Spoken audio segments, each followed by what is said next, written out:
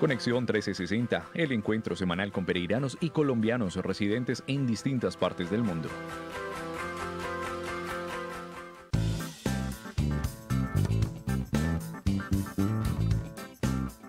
Pues muy buenos días, aquí estamos hoy en Conexión 1360. De nuevo, la oportunidad de reunirnos con testimonios, con voces, con los colombianos que son exitosos en el exterior y muchos de ellos de origen de acá, del eje cafetero, de Risaralda, de Pereira. Hoy, Andrés, nos complace mucho porque vamos a mostrar los perfiles de lo que está sucediendo, lo que está pasando, ese relevo generacional del que hemos hablado tantas veces, que es tan saludable, tan oportuno, y cuando uno ve que están, digamos, apareciendo estas personas con los perfiles, con las características, con la formación, con la inteligencia que tiene el invitado nuestro de hoy, sin duda empieza uno a sentir esperanza de que las cosas en algún momento podrán ser un poquito distinto. Andrés, así que pues espero que le guste el invitado que tenemos hoy porque sin duda es un motivo de orgullo muy grande para nosotros en la emisora, en Ecos 1360 Radio, pero también debe ser un motivo muy grande para Pereira.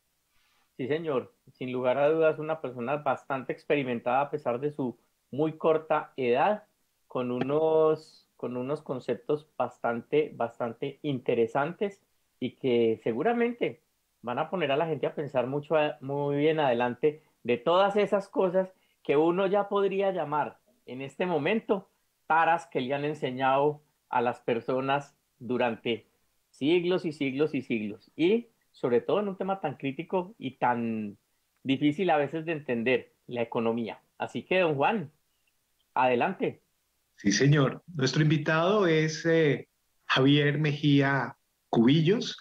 Él es economista de la Universidad de Antioquia, hizo su maestría y su doctorado en economía en la Universidad de los Andes y está haciendo su postdoctorado en la Universidad de Stanford. Ha sido profesor titular de la Universidad de Nueva York en su sede de Abu Dhabi y además profesor invitado en la Universidad de Burdeos en Francia.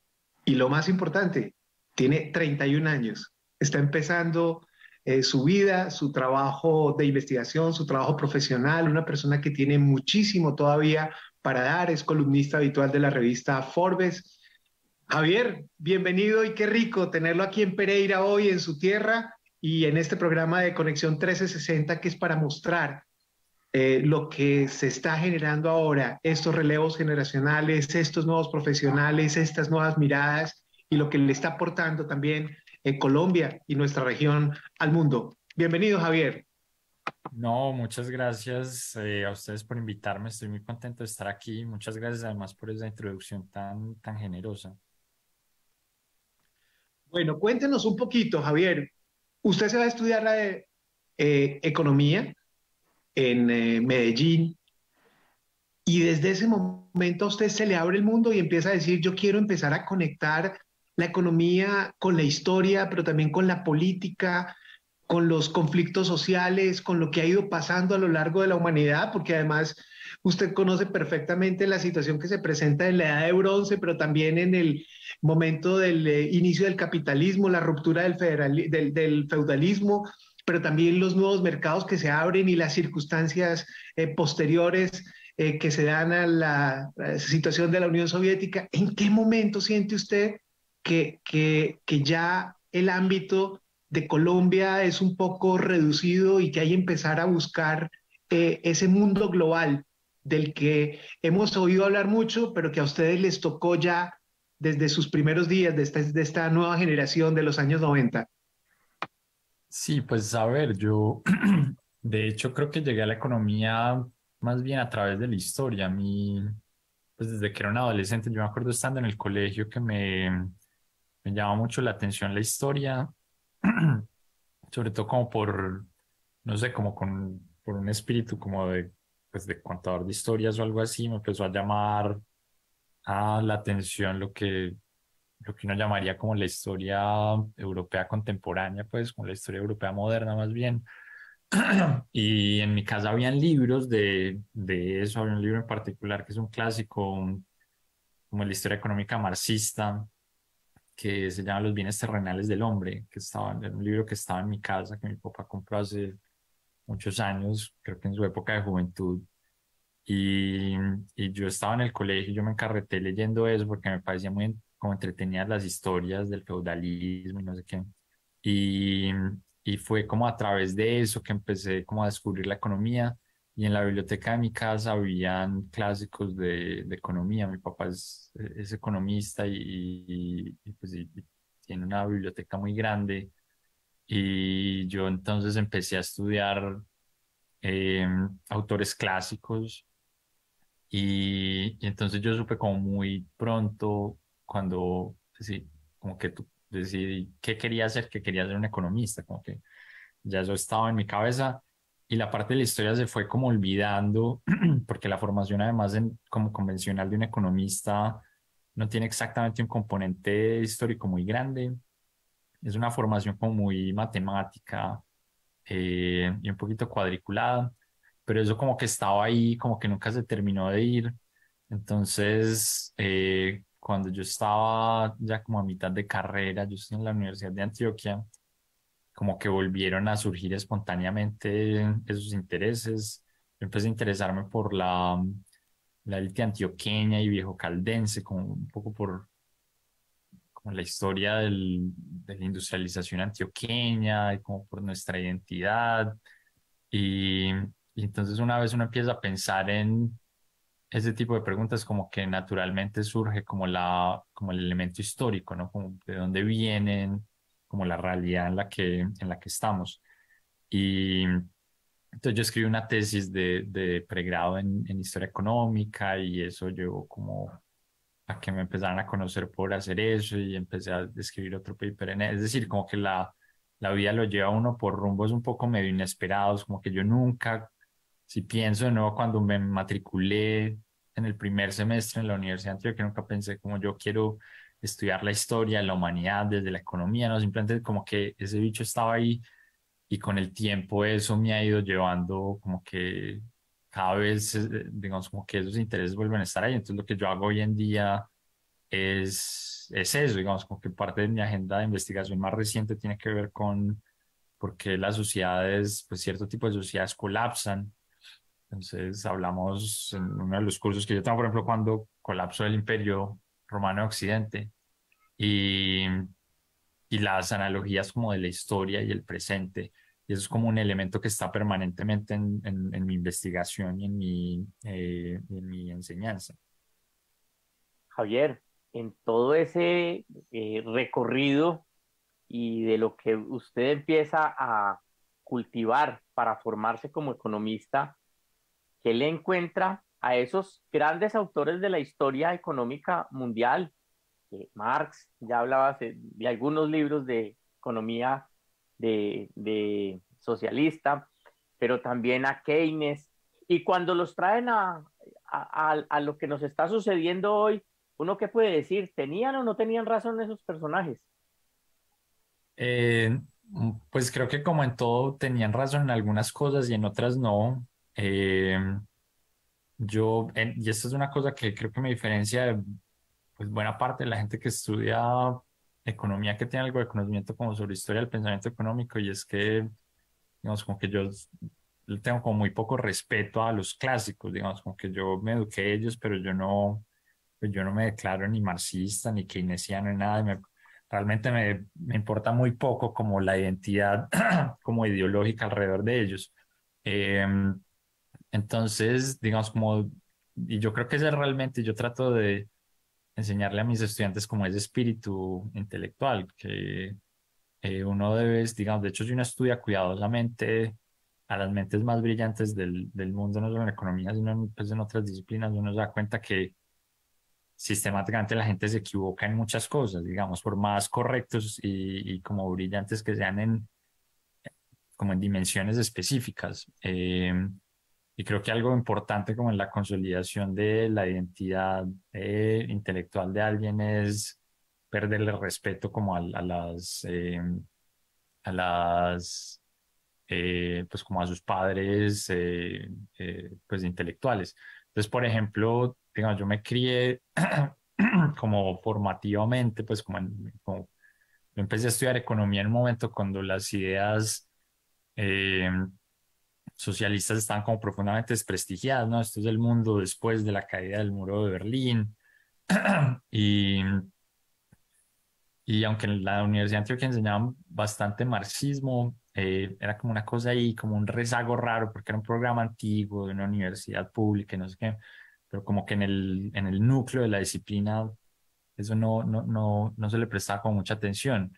Eh, y sin embargo, yo recuerdo haber como estudiado juicioso y algunas cosas del marxismo como muy útiles, ¿no? Entonces, como las reflexiones profundas sobre el poder, como detrás de las interacciones económicas, las tensiones distributivas, esas cosas han ido como resurgiendo, por ejemplo, en parte porque digamos como que las discusiones intelectuales tienen unos ciclos como muy frecuentes. Eh, entonces, como que en muchas dimensiones Marx estaba en lo correcto y en muchas otras estaba profundamente equivocado. Pues yo, por ejemplo, tengo como muy poco simpatía por la descripción del mundo como una composición de clases sociales, ¿no? Yo creo que ahí uno puede ser un empresario y simpatizar con los intereses de minorías en muchas dimensiones y preocuparse por que no se casen las ballenas y por el medio ambiente. Es decir, como que el mundo estaba mucho más atomizado y pensar el mundo en clases sociales tiene muchos problemas y entonces, y eso es un elemento como esencial pues de su teoría. Eh, pero eso no quiere decir que en algunas otras cosas de las muchas que dijo tuviera algo de razón y que hayan, y más que tener razón o no, porque el mundo cambia, digamos, y depende uno del contexto en el que esté mirando, sino que hay como reflexiones como que escriben como elementos estructurales como de la sociedad que son útiles para pensar cierto tipo de contextos y entonces en general los clásicos por algo son clásicos, ¿no? Porque al menos algunas de las cosas que decían pues eran como útiles para pensar ciertos contextos. Javier, usted lo mencionó. Usted siente que es un contador de historias y cuando uno lo escucha en una de sus clases que está en YouTube recientemente con estudiantes de la Universidad de Antioquia, uno se siente en eso, escuchándole un relato, una historia. Y es maravilloso porque no se siente usted en una clase magistral por allá de un profesor muy conocedor, sino es una persona muy cercana a la edad de los estudiantes contándoles un cuento que se les vuelve absolutamente maravilloso. Y el cuento se vuelve maravilloso porque usted, además de la economía, le mete historia, le mete política, le mete antropología, le mete toda una serie de elementos que lo hacen muy colorido, muy llamativo, muy vistoso y cercano a los estudiantes. Cuéntenos cómo ha sido esa experiencia, pero además es una exigencia multidisciplinar muy grande porque pues no es solo lo que está pasando en teoría económica o sobre las cifras o el análisis de unas cuentas económicas que a veces son pesadas, sino que usted le mete todos los elementos para hacerlo muy llamativo, muy atractivo y entender que todo tiene su contexto histórico, político, antropológico. Sí, yo, pues eso, digamos, eh, como que esa forma de entender un poquito la sociedad es algo que yo he ido como puliendo con el tiempo. Pues si no quiero describirlo como un producto acabado, pero siento que es un poquito como hacia donde me ha ido llevando con mi forma de pensar pues del mundo. Entonces, de nuevo, si yo pienso cuando yo era un estudiante de pregrado en economía, a uno le hablan de una disciplina fundamentalmente científica y hay entonces algo así como unas leyes, ¿no? Entonces le venden a uno como un cuerpo teórico muy coherente. Eh, pero en la medida en la que uno empieza a saber como más del mundo, se da cuenta eh, pues que en el mundo hay mucha diversidad y hay muchas cosas que pasan y que la naturaleza humana tiene una diversidad como tan grande que es difícil encajarla como en leyes como hiper precisas. y en la medida en la que uno se empieza además a alejar de sociedades como las que uno conoce, como por ejemplo, como sociedades de mercado, que es donde la economía, las cuales la economía desarrolla como sus leyes y sus teorías, uno empieza a ver como elementos comunes de la humanidad, aunque luzcan esas sociedades muy distintas, ¿no? Entonces, una persona en la Grecia antigua, y sabemos de ellos porque ellos escribían, y porque, pues, digamos, la arqueología igual le da a uno como información, aunque especulativa, pero pues más o menos precisa de cómo digamos, cómo vivía la gente, al menos sus condiciones materiales, pero no, como la gente escribía, sabemos de lo que había en la cabeza de las personas. Pues hay elementos como estructurales que siempre han estado ahí, eh, y, y una de esas cosas como estructurales es como nuestra naturaleza de contadores de historias. A mí hay una cosa eh, que me parece fascinante, y ahora que uno está bombardeado por contenido en internet, que son estos videitos que lo absorben uno por horas y horas sin querer, y hay muchos videos de animales me refiero micos y tigres y patos, y uno los ve y se comportan como muy humanos, es decir, como ahora vi un video de un mico comiéndose un banano y le quitaba los hilitos al banano tal como un ser humano. eh, y se abrazan entre ellos, es decir, como muchas de las cosas que nosotros llamamos como esencialmente humanas, eh, no lo son exactamente. Lo que parece hacerlas muy humanas es las narrativas, digamos, que construimos atrás. Y entonces, sí, siento aquí que me estoy divagando mucho en esto, pero cuando uno se sienta a pensar como en toda la configuración del mundo moderno, lo que uno tiene son todas estas narrativas. Entonces, la idea del Estado es una narrativa, porque Colombia es Colombia y no la Nueva Granada como era antes, porque es esto una democracia y reconocemos lo que diga el presidente que elegimos votando, porque votamos y cada voto vale un voto y no dos votos, el de la gente más linda, más rica, y por qué le pagamos impuestos a esta autoridad. Es decir, como que eso está todo basado en una historia, ¿sí? En la que nos ponemos de acuerdo y demás. Entonces, como que si uno se sienta a pensar en cómo funciona la humanidad y qué hay detrás de el mundo en el que lucimos, y ahí estoy hablando del Estado, pero digamos como que nuestros acuerdos privados son lo mismo, digamos, me comporto bien con otra persona porque si no esa persona va a decir que yo soy, eh, pues una mala persona, pero incluso la idea de lo que sea malo, pues de esta configuración como moral de lo que quiere decir ser malo, es también una historia. Entonces, como que uno solo puede entender a la humanidad si entiende como la naturaleza, de constructora como de historias. Y en esa medida, entonces creo que la única forma como efectiva de entender la sociedad y de contársela a otros es a través de escribir esas historias, ¿sí? Y eso creo que no riñe realmente con como un entendimiento como riguroso de la sociedad. Es decir, por ejemplo, mi investigación es una investigación profundamente cuantitativa y formal, entonces yo escribo modelos matemáticos, pero eso no es nada diferente a pues contar historias como con un rigor lógico, como más preciso, digamos, y dependiendo de las audiencias, eso es más apreciado que en otros contextos, digamos. Javier, que en tanto se está influenciando la economía hoy precisamente por esa situación que acabas de decir, por ese poco de videitos pequeños y, y rápidos que lo absorben a uno. Y lo digo porque, pues, a uno le hablaban de economías de mercado, le hablaban de economía de Estado, le hablaban de economía política.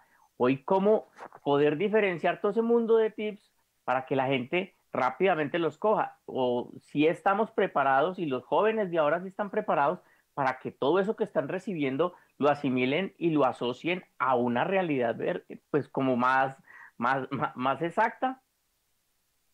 Sí, o sea, yo creo que digamos, el mundo siempre ha estado, digamos, uno como ciudadano, si quiere, siempre ha estado como expuesto a una cantidad inmensa como de información. Lo que ha cambiado, creo yo, es como la escala, de esa información, digamos. Entonces, antes en un pueblo habían rumores de infinidad de cosas, infinidad de historias que se iban transmitiendo permanentemente. pero ahora uno tiene pedazos de información de algo que pasa en China, algo que pasa en Noruega, eh, y, y ahí hay un montón de, digamos, como de retos grandes, ¿sí? Entonces, uno de ellos es, por ejemplo, como verificar la veracidad como de la información que le va llegando a la gente. Y entonces hay mucha gente que le preocupa eso, sobre todo en contextos como de protección de la democracia. Entonces, algo que a mí personalmente me preocupa un poco es cómo se usan esos mecanismos como de transmisión muy efectiva de la información para construir narrativas grandes con intereses como bien específicos, ¿sí? Entonces, eh, ahí vienen como las historias de las noticias falsas y etcétera, digamos. Y eso le preocupa a uno porque entonces como que hay poderes que pueden controlar como la falta de atención o la ignorancia de la gente para beneficiarse y eso es como preocupante. Hay gente que es más o menos optimista respecto a esa preocupación y dice como, mire, esas mismas herramientas pueden usarse para combatir eso. Entonces, es mucho más fácil verificar si un pedazo de información es cierto hoy que hace 20 años. Entonces es fácil, por ejemplo, simplemente googlear y decir, es cierto que el déficit fiscal en el gobierno pasado fue de tanto, es decir, ahí, la información está ahí, pues algunas no son como completamente transparentes, pero digamos como que hay códigos más o menos convencionales eh, para descifrar como la veracidad de la información. Entonces, yo no sé exactamente cómo pensar el futuro alrededor de eso, eh, en la medida en la que, aunque las herramientas puedan ser muy eficaces para combatir como la desinformación, como que el ser humano tiene una naturaleza que lo tiende a querer confirmar sus ideas, ¿sí?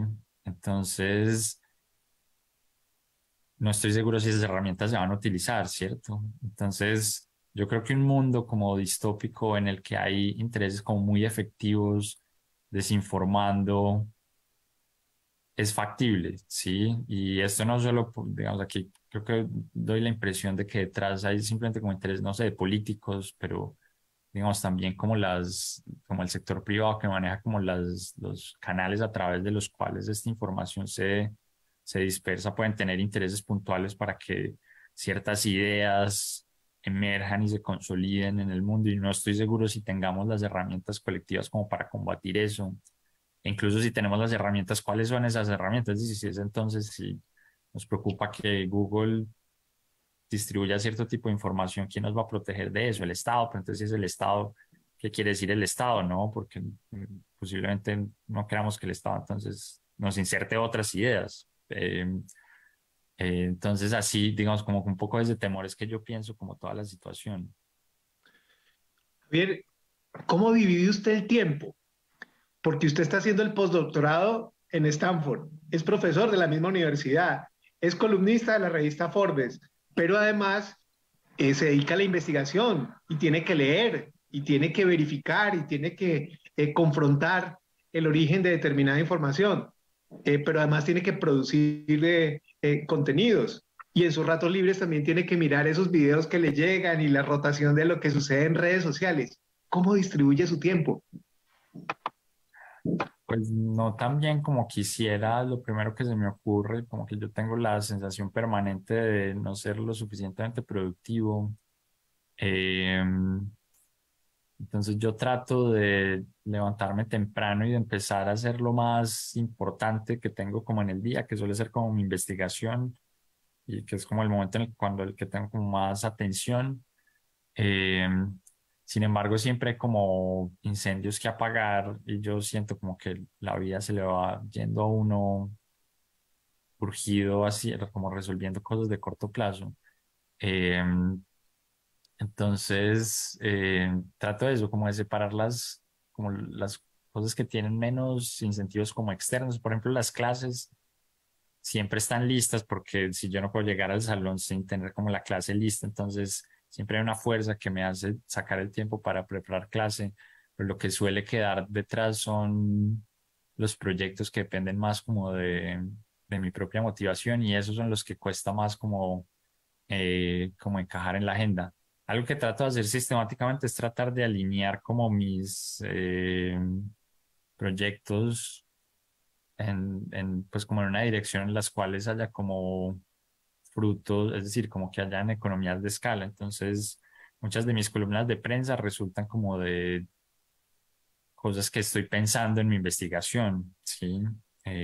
O que estoy enseñando. Entonces, eso es algo que trato de hacer, pero a mí de hecho, me asombra un poquito y me hace sentir un poco mal cuando la gente me escribe como muy productivo, porque yo no me siento así y, y me gustaría tener mecanismos para ser más productivo. Yo he tratado todo método posible de productividad, cuánta cosa escriben en internet de bloquear las horas en el calendario para hacer una sola cosa y tener una lista. Yo me bajo todas las aplicaciones que existen para ordenar el día y aumentar la productividad.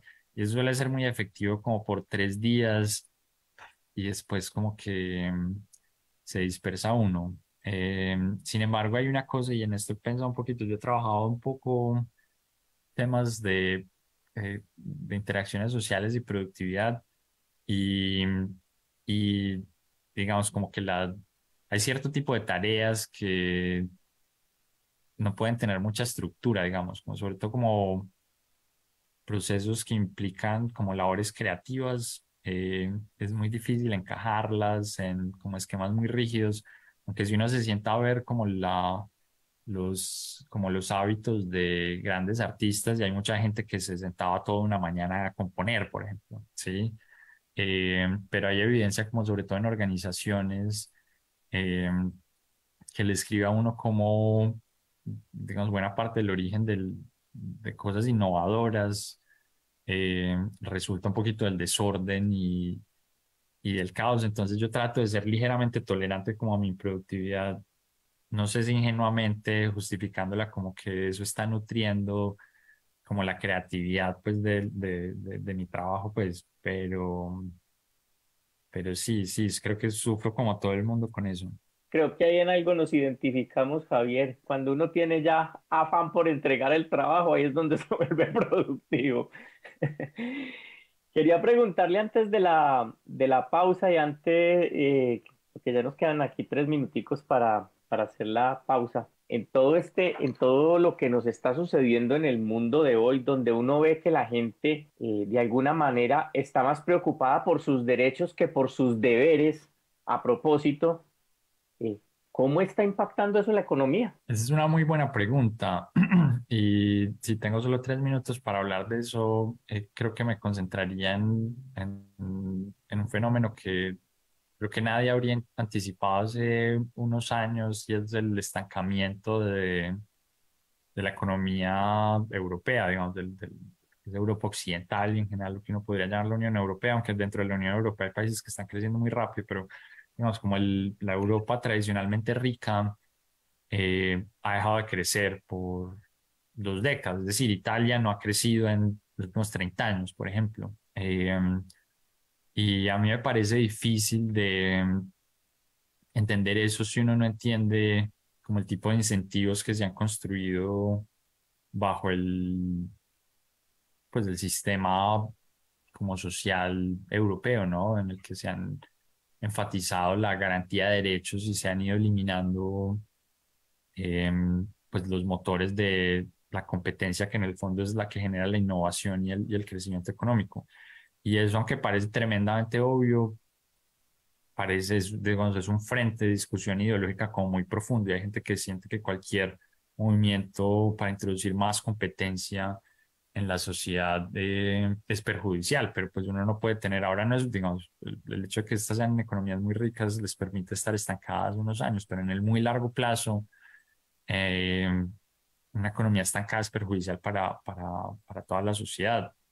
Entonces yo creo que esa es una de las consecuencias más inmediatas y creo que nos ha costado ser como claros al respecto. Y me encantaría hablar más de eso y cómo eso encaja cuando uno se sienta a pensar en el muy, muy largo plazo y uno piensa cómo unas sociedades han colapsado. Eso parece ser un elemento regular, ¿no? Como sociedades en las que llegan periodos de alta prosperidad y el cultivo de la contemplación y las reflexiones y como el deterioro de los esfuerzos por competir empiezan a socavar lo que fueron los cimientos previos del auge de esa sociedad. Pero entonces esa sería como mi respuesta más o menos corta a esa muy buena pregunta. Si quiere ahorita después de la pausa la seguimos. Claro que sí. Muy bien, estamos con Javier Mejía Cubillos, nuestro invitado en esta mañana aquí en Conexión 1360. Una pausa y volvemos con la segunda parte de nuestro programa de hoy aquí en Ecos 1360 Radio. En tiempos de cuarentena es importante escucharnos y sentirnos acompañados. Conexión 1360.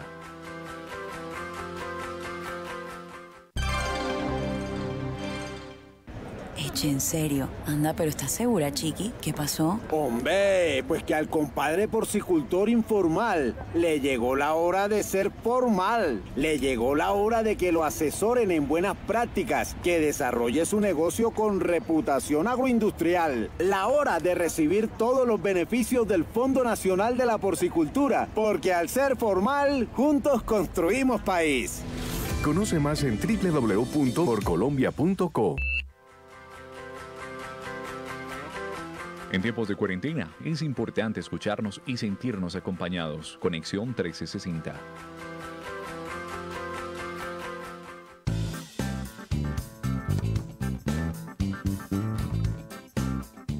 Bueno, aquí estamos en la segunda parte de nuestro programa. Andrés, si quiere contrapreguntar o complementar la pregunta que... Él me dijo que le había quedado, se la había sesgado mucho por tiempo, pero entonces ahí está. Adelante, Javier, si hay algún otro punto adicional sobre esa pregunta, pues chévere será entonces escucharla. Sí, digamos, creo que la esencia de la cuestión tiene que ver un poco como con las cosas que valoramos en la sociedad, digamos, y digamos, creo que la narrativa alrededor de los derechos, digamos, olvida un poco que, digamos, los derechos se proveen con recursos que se construyen, ¿no? Digamos, los derechos hay que pagarlos. Que existe gente que cree y hay algunas, cada tanto surgen ideas que a mi parecer son en general pendejas sobre cómo se pueden financiar esos derechos. Los derechos los paga alguien de alguna forma, ¿cierto? Y entonces esos recursos suelen, digamos, pues surgir de economías robustas. Y las economías robustas necesitan incentivos para que se innove y para que se produzca, ¿cierto? Y eso exige algo de competencia y la competencia trae perdedores y eso parece entonces reñir, creo que de nuevo con esta idea de que los derechos, sobre todo en la medida en la que se empiezan a ampliar a elementos no convencionales, terminan entonces deteriorando los incentivos para producir. Entonces, ciertamente uno quiere una sociedad donde haya solidaridad y a la gente se le proteja ante choques extremos, pero uno no puede evitar como todo tipo de pérdida en la sociedad, ¿no? Porque esa es la base de la competencia, ¿sí? Sin la posibilidad de pérdida, pues no hay un incentivo a competir. Entonces, a mí me preocupa un poquito, de nuevo, como la consolidación de las narrativas en las que se quiere proteger completamente a la sociedad de la pérdida, sobre todo entendiendo que hay muchas cosas que ni siquiera tienen que ver con la estructura competitiva, sino con la aleatoriedad del mundo, ¿no? Digamos, como que la pandemia, de hecho, yo esperaba que le ayudara a la gente a familiarizarse más con lo que es la incertidumbre y que a veces pasan cosas malas y con cierta probabilidad positiva siempre va a pasar algo malo. Es decir, como que con el COVID eso yo sentía que era obvio, ¿no? No había una probabilidad de que algo le diera a uno y si la probabilidad no ha desaparecido, sigue siendo una probabilidad positiva y la vida tiene que ver con eso y el Estado no puede reducir esa probabilidad a cero, ¿sí? Simplemente porque está más allá, digamos, como de las capacidades de la humanidad. Entonces, de nuevo, la narrativa de los derechos da esa sensación de certidumbre que la sociedad puede proteger a las personas de cualquier probabilidad positiva de un evento negativo que pase. y eso no es muy realista y puede ser bastante perjudicial si para hacer eso se empieza a menoscabar como los incentivos para competir, innovar y crecer. Javier, Colombia acaba de definir en las urnas un giro hacia la izquierda con la llegada del presidente electo Gustavo Petro. En este momento de coyuntura, con una sombra de recesión sobre el mundo, con la inflación más alta de los últimos 30 años en los Estados Unidos, con la carestía en los productos de primera necesidad, con un dólar que estuvo un poquito desbocado también por ese entorno internacional. ¿Cómo analiza usted esta llegada de un presidente por primera vez de izquierda al gobierno de Colombia y qué tanto margen de maniobra va a tener cuando hay tantos factores externos jugando sobre el país?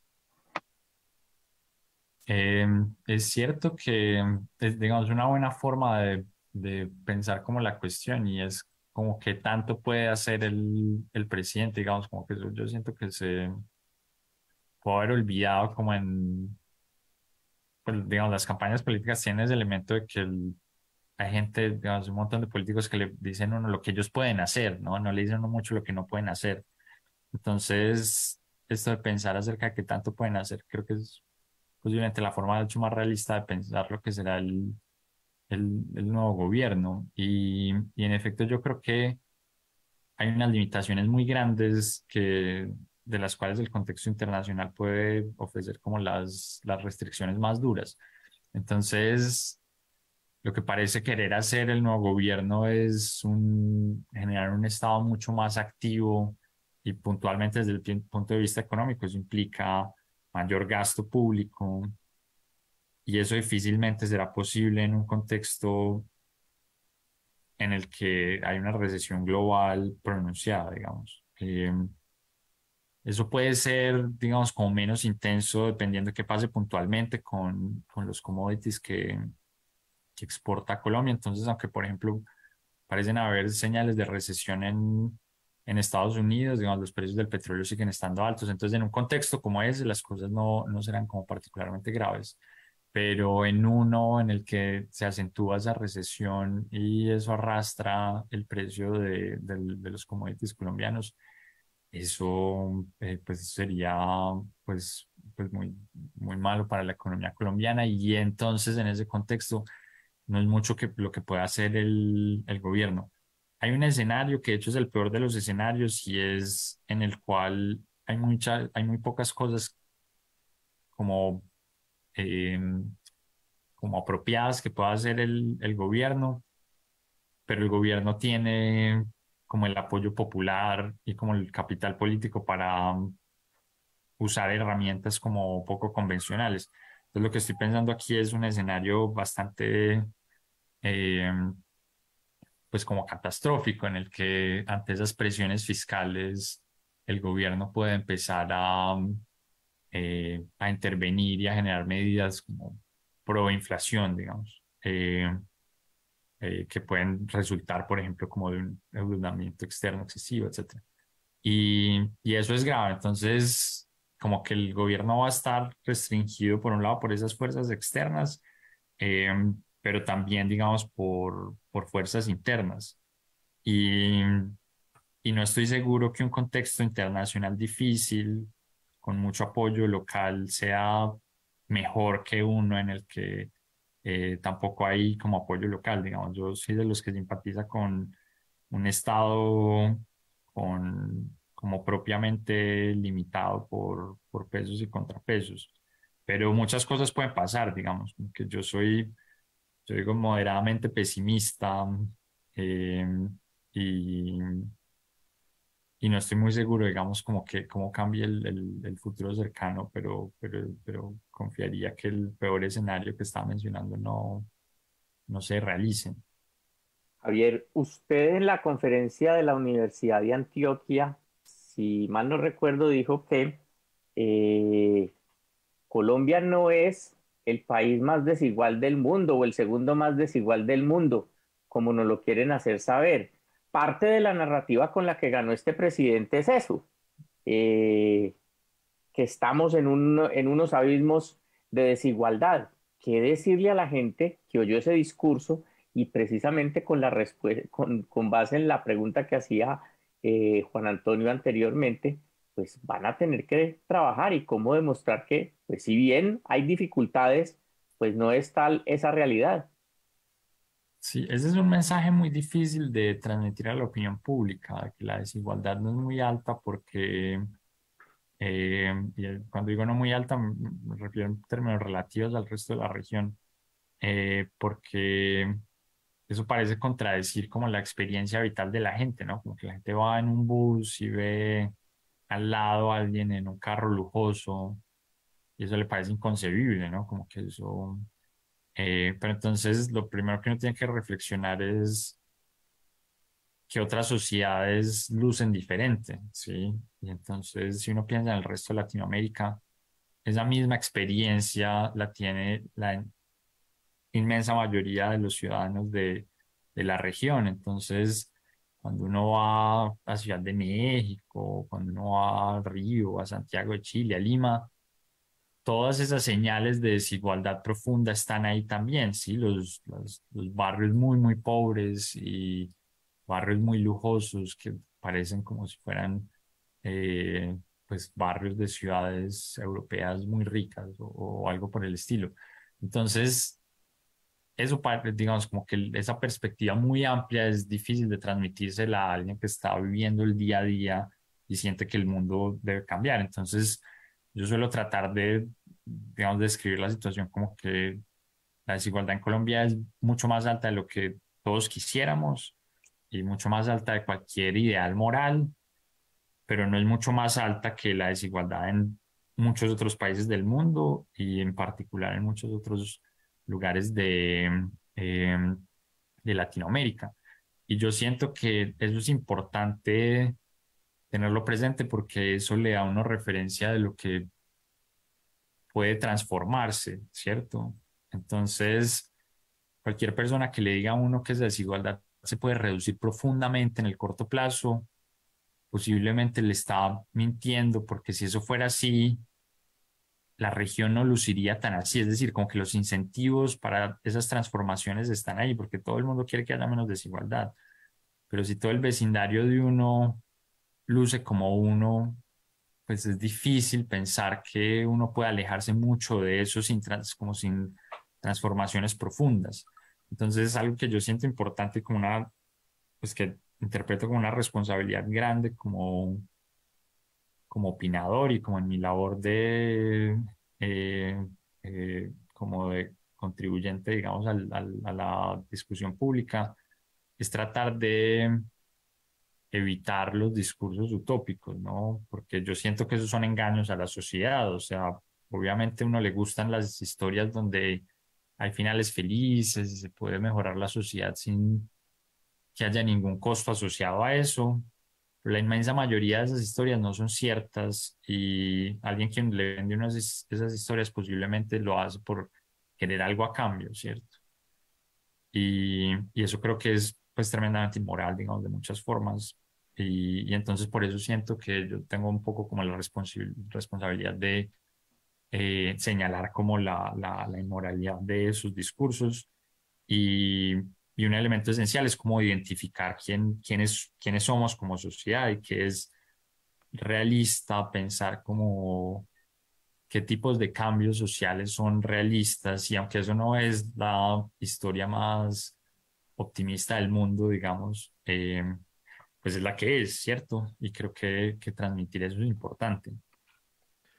Javier, usted dice que una de las claves también del investigador, del estudioso, es tomar distancias y ser capaz de faltarle respeto a sus referentes.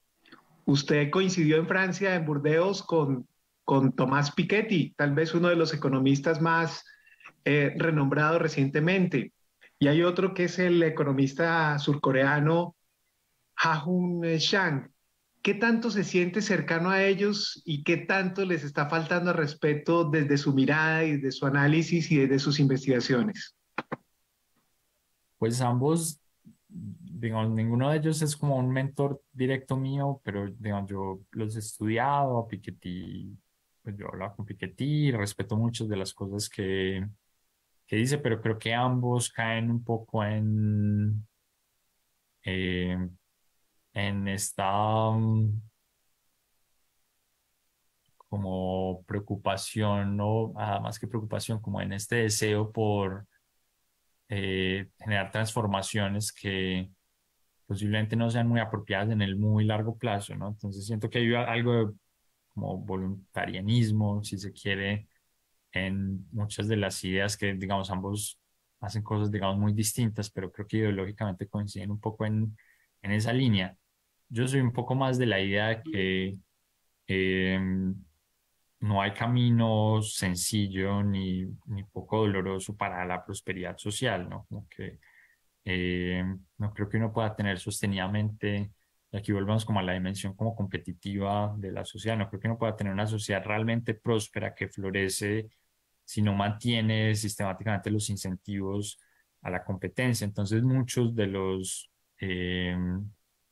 las ideas como amplias de la intelectualidad eh, que podría escribir de izquierda, siento que ahí es donde fallan, como en reconocer que uno necesita permanentemente competencia para que la sociedad pueda prosperar. Y yo me siento cómodo diciendo eso, digamos, como que eso no quiere decir que yo piense que no hay nada valioso en el trabajo de ellos. Hay infinidad de cosas que yo respeto mucho acerca de lo que ellos han hecho y pues podría ser mucho más preciso si fuera el caso, pero, pues, es parte de esta, sí, de este espíritu pues, de respetar a la gente con la que uno igual simpatiza y eso me parece bien.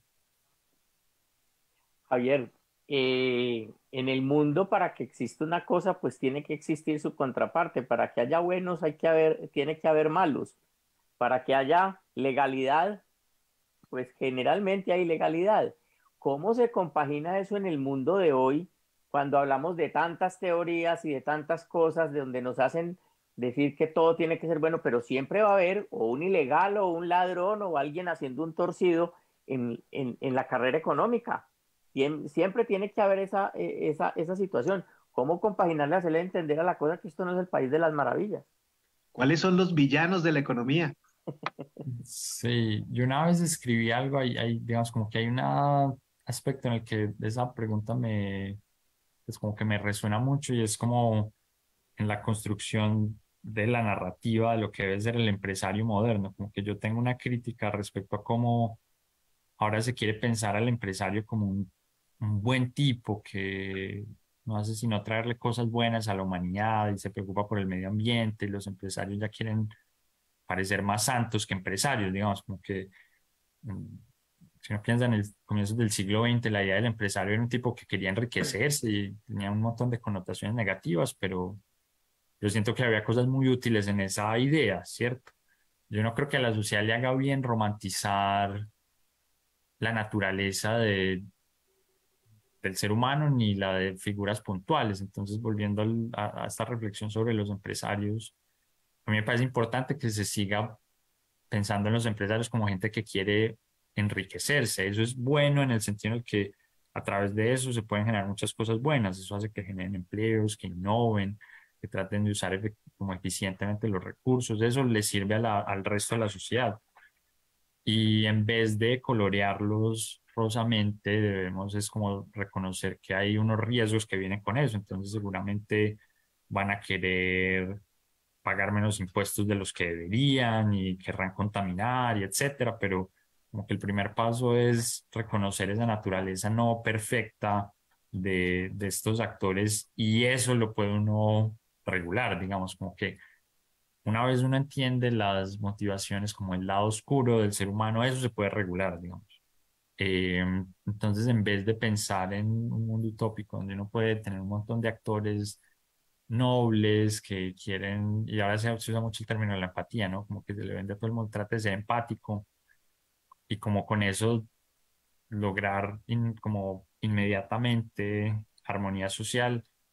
No creo que eso sea muy útil, creo que uno debe reconocer como el conflicto y la tensión en la sociedad y lo que uno puede tratar es tratar de regular eso y evitar que se desborde, digamos. y no creo que haya una solución para eso. Es decir, como que no tenemos que tolerar cierto nivel de tensión, porque no todos tenemos los mismos intereses y por más empáticos que querramos ser, pues muchos de sus intereses van a chocar con frecuencia.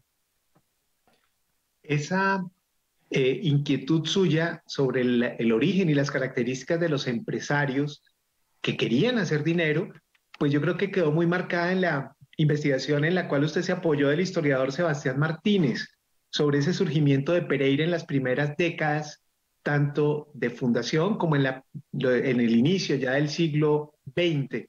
Cuéntenos un poquito sobre ese componente, porque allí, más allá del mismo crecimiento económico de rentabilidad de las empresas que promovieron y que sacaron adelante estos empresarios, también lograron darle un desarrollo a la ciudad y jalonar con las propias empresas un crecimiento que fue importante y que marcó toda una característica de lo que puede ser la Pereira de ahora, por lo que se marcó en ese momento. Cuéntenos esa experiencia que tuvo usted trabajando con Sebastián Martínez. Sí, Sebastián de hecho es un poco el que sabe más sobre como la dimensión lo que uno podría llamar como el civismo de los empresarios de Pereira, que en efecto fue importante como en la consolidación de la ciudad y la provisión de muchos bienes públicos en ese periodo, pero claro que definitivamente fue muy importante para que eso pudiera suceder, fue lo que nosotros estudiamos en la investigación que hicimos, que por cierto fue financiada por Infi Pereira, pues en un esfuerzo por contribuir a que entendiéramos mejor como el origen de nuestra ciudad.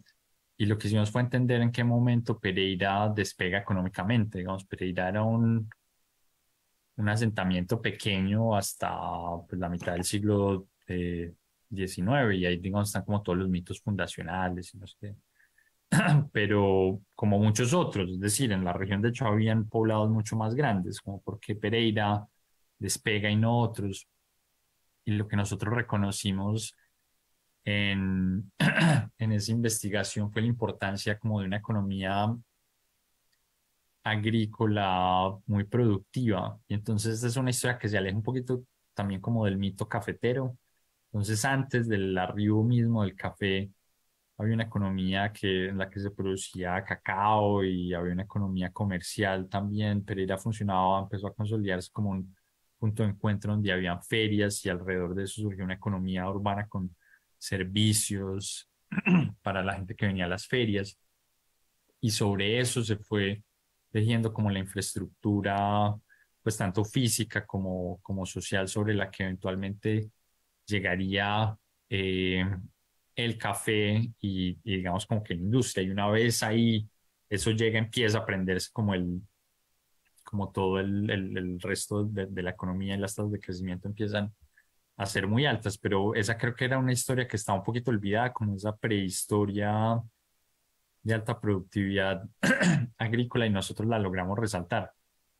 De eso de nuevo empiezan a haber como elementos muy interesantes sobre la construcción de la identidad regional, y aquí tengo que volver a decir que Sebastián es como el gran experto en esto, pero cómo empieza a conectarse más la región con los circuitos, digamos, antioqueños y caldenses que con, digamos, los caucanos, y ahí hay como elementos adicionales que necesitan ser estudiados como a más profundidad, pero siento que lo que hicimos ayuda un poquito como a abrir esa conversación de cuáles son los orígenes económicos de la ciudad. Javier, finalmente, yo quisiera conocer su opinión sobre algo que hemos vivido históricamente aquí en la región, y es como esa competencia, a veces esas pullas, a veces esa rivalidad tan marcada, más con Manizales que con Armenia, pero que en algunos momentos nos ayudó como para crecer, para ser entidades territoriales distintas, pero yo creo que ahora tiene que ser revisada si realmente nuestra competencia es contra Manizales y Armenia, o si nuestra competencia es contra lo que está sucediendo en Hong Kong, en Abu Dhabi, en las principales ciudades y universidades de Estados Unidos, lo que está pasando en Europa o lo que está pasando en África, que es un continente que está mostrando unos síntomas muy interesantes de crecimiento con las inversiones que se están dando de Arabia y de China. ¿Cómo ve usted esas rivalidades que marcaron un momento que hace 50 años llevaron a la creación de 3 departamentos, pero que ahora pues en ocasiones las seguimos sacando o referenciando cuando hablamos del otro? ¿Qué debemos hacer en esa rivalidad histórica entre los 3 departamentos que hoy se llaman eje cafetero? Esa es una muy buena pregunta. Yo estoy como completamente de acuerdo con, como con la forma de plantear como la discusión. Yo creo que muchas de esas tensiones regionales son completamente irrelevantes en el contexto actual de un mundo globalizado, ¿no? La diferencia entre un manizalita y un pereirano, incluso para el resto de colombianos, es imperceptible, ¿sí? Si uno le pregunta a un costeño, seguramente ambos le parecerán más o menos el mismo tipo de paisa curtido o algo así, ¿no? Entonces, eso creo que no importa mucho, y aunque hay intereses específicos alrededor de eso y que pues, son los que, más que la tensión cultural, son los que soportan esa competitividad, eso en efecto hay que reevaluarlo. Yo no sé exactamente cuál es la forma de hacer eso, pero volviendo como al elemento de la narrativa, creo que deberíamos empezar a movernos en esa dirección. Yo justo hoy estaba mirando, no sé si fue una noticia en Twitter o algo que hablaba de presupuesto para un aeropuerto que entiendo que es el aeropuerto seguramente de Manizales. El aeropuerto del Café, Aerocafé. Sí, y eso es una cosa que a la cual yo nunca le he visto sentido, que hayan 3 aeropuertos pequeños en las 3 ciudades, cada ciudad tratando de ampliar su aeropuerto, cuando para el tamaño, digamos, de la región y lo que en el largo plazo va a ser una gran macro ciudad, no es viable. Es decir, como que lo que necesita es un gran aeropuerto, y de hecho muy seguramente el lugar apropiado para ese aeropuerto es en Cartago, por condiciones meteorológicas, etcétera. Y digamos como que la competitividad regional no está haciendo más que reducir la competitividad del territorio, porque no, si toda esa plata la juntamos y se hace un gran aeropuerto en Cartago bien conectado, y se hace un tren que lleve en unas cuantos minutos a Manizales y Armenia, eso sería mucho mejor para todos. Eso va a ser muy difícil que suceda porque, de nuevo, no solo es una cuestión de identidades y narrativas, sino que hay intereses políticos y económicos puntuales porque esto no suceda. Pero volviendo como al comienzo de nuestra conversación acerca de la importancia de las narrativas, creo que yo soy los que creen que las ideas importan, y si se empieza como a consolidar en la opinión pública la idea de que eso es primordial, la coordinación en proyectos fundamentales y la visión de que somos más algo que va a tender a ser una gran región cohesionada que tiene que coordinar, eso eventualmente debería traducirse un poco como en el hacer de los políticos. Y posiblemente estoy siendo algo ingenuo en esto, pero siento que al menos desde mi posición como generador de opinión o como contribuyente pues, a la discusión pública, es creo que lo que uno debería hacer. Con lo que han enterrado en ese aeropuerto, ya tendríamos ese tren que dice Javier, seguramente 3 calzadas en la autopista del Café, en fin, una gran cantidad de obras. Y eso allá se quedó simplemente como un tierrero para elevar cometas. Bueno, Javier, muchas gracias por su tiempo, por su disposición, y créame que ha sido supremamente interesante y enriquecedor este diálogo con usted. No, gracias a ustedes. Me parece una conversación muy entretenida. Vuélvanme a llamar cuando quieran y conversamos más. Muchas gracias, seguro que sí. Él es Javier Mejía Cubillos, nuestro invitado en esta mañana en Conexión 1360, que como todos los martes tuvo la producción general de John William Arredondo. A ustedes gracias. Los invitamos a que continúen con Ecos 1360 Radio en sus distintos formatos. Muy buen día para todos.